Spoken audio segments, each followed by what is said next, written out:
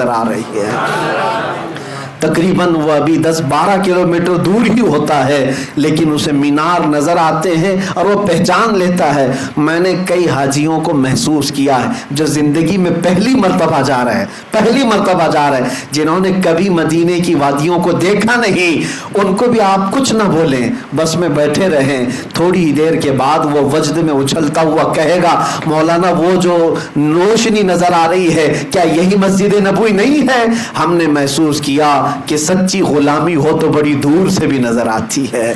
मेरे आका को पहचानने के लिए गुलाम, मेरे अजीजों, आज मैं ये कह रहा हूँ कि मस्जिद नबवी की लाइटिंग देख करके जब दूर से गुलाम पहचान लेता है तो मैदान महशर में वो हकीकी चेहरे को देख रहा होगा। उस चांद से ज्यादा चमकने वाले चेहरे को देखेगा तो क्या उम्मती नहीं पहचानेगा? अजीज़ान गिरामी वक़ार, हम इसी आस में जीते हैं कि वो आका तशरीफ लाएंगे और अपने जलवे जहां आरा से हम सबको मुशर्रफ करेंगे।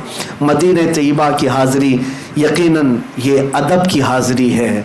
बारगाह मुस्तफ़ा में जब हम हाजिर होते हैं, दो कैफियतें होती हैं, एक खुशी की भी और एक रिक्कत की भी। खुशी की कैफियत इसलिए कि अब जहाँ मुझे अपनी ज़िंदगी में सबसे अखीर पहुँचना है वहाँ मैं पहुँच चुका हूँ। उससे बड़ी कोई और बारगाह है? हुजूर अकरम सल्लल्लाहु ताला अलैहि वसल्लम का मकाम व मर्तबा अल्लाह के बाद सबसे बड़ा है। और दुनिया में हम उस जगह पर जब पहुँच गए हैं तो खुशियों की इंतहा नहीं होती, लेकिन साथ में एक रिक्कत भी तारी होती है। कभी हम अपनी तरफ भी देखते हैं, कहाँ ये गंदे कदम, कहाँ ये मुक़द्दस हरम, और बढ़ने में कभी पैर बोझल हो जाते हैं, आंसू निकल आते हैं कि कहीं मेरे आका सल्लल्लाहु ताला अलैहि वसल्लम की नज़र पड़े हम पर तो न चेहरा दिखाने के काबिल है, न जिस्म इस तरह काबिल है। लेकिन मेरे अजीज़ों, इन्हीं कश्मकश में एक मुहिब्ब रसूल जब बाबुस्सलाम में दाखिल हो ही जाता है, हज़ारों की भीड़ में लगी जाता है, तो दिल पर फिर ये तसल्ली आती है। किस बात की तसल्ली आती है? ये सोचने पर हम मजबूर होते हैं, न कोई अमल है सुनाने के काबिल, न मुँह है तुम्हारे दिखाने के काबिल, लगाते हैं उसको भी सीने से आका जो होता नहीं मुँह लगाने के काबिल। जब ये बात याद आती है तो फिर हौसला हो जाता है कि तुझसे जो मुंह छुपाऊं तो करूं किसके सामने, या रसूल अल्लाह। आपके पास ना आऊं तो फिर किसके पास जाऊं? इसलिए कि हमने बचपन से यही सुना है, बेहुनर व बेतमीज़ किसको हुए हैं अजीज़, एक तुम्हारे सिवा तुम पे करोड़ों दुरूद। गंदे निकम्मे कमी महंगे हैं कौड़ी के तीन, कौन हमें पालता तुम पे करोड़ों दुरूद। नबी पाक सल्लल्लाहु ताला अलैहि वसल्लम के दरबार में हम हाजिर होते हैं तो इसी आस के साथ याद रखें, आला हज़रत के अशार बहुत हौसला देते हैं, बहुत हौसला देते हैं। कम अज़ कम मैं अपने मुतालिक ज़रूर कहता हूँ, बड़ी हौसला मंदी की यहाँ पर बातें मिलती हैं।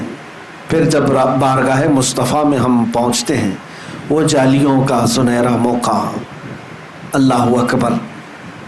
चाहता तो हर हाजी यही है कि घंटों यहीं खड़ा रह जाऊं, बल्कि हमारी तमन्ना तो यही होती है कि हम यहीं गड़े रह जाएं और रूह हमारी निकल जाए।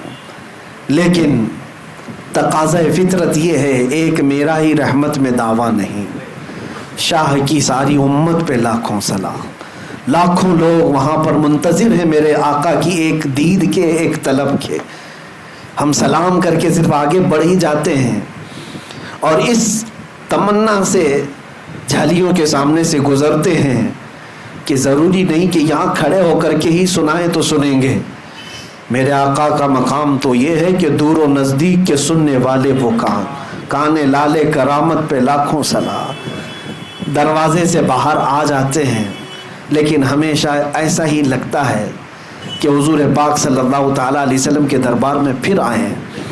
इस बार के सफ़र में मैंने देखा, अज़ीज़ान गिरामी वक़ार, आपको मैं एक बात बताऊं, मस्जिद नबवी के बाहर जो सहन है, जो मार्बल लगे हुए हैं, कुछ जगह तो ऐसे मार्बल हैं जो गर्मी से गर्म नहीं होते, ठंडे ही रहते हैं।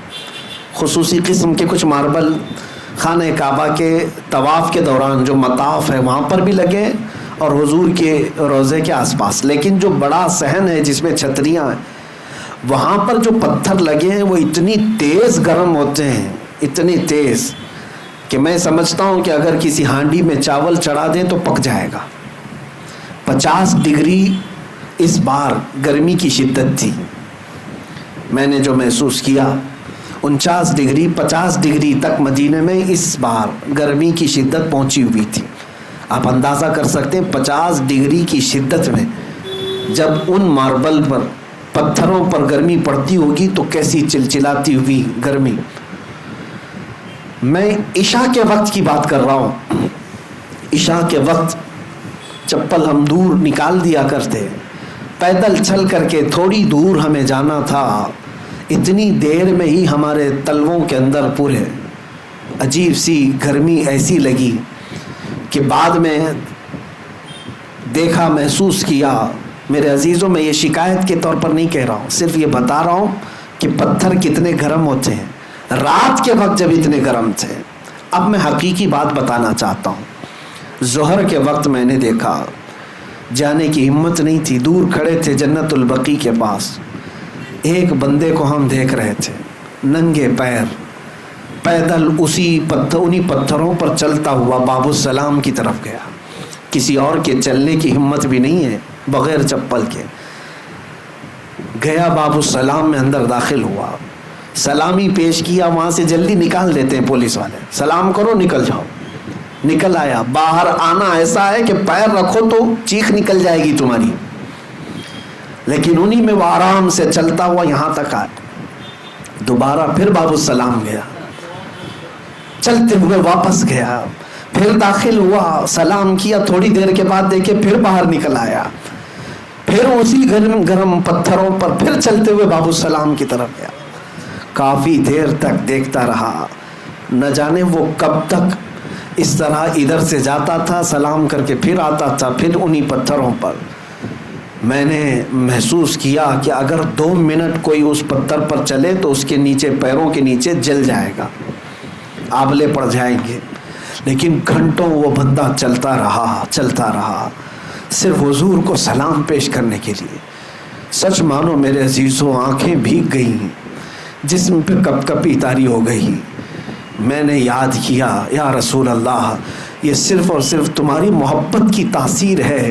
آج ہمیں احساس ہو گیا کہ بلال حبشی گرم سل کو کیسے برداشت کرتے تھے۔ اگر میرے مصطفیٰ سامنے ہو تو پھر آگ بھی ٹھنڈی نظر آنے لگتی ہے، پتھروں کی گرمی بھی نرم اور ٹھنڈی محسوس ہونے لگتی ہے۔ ان عاشقوں کو ہم نے دیکھا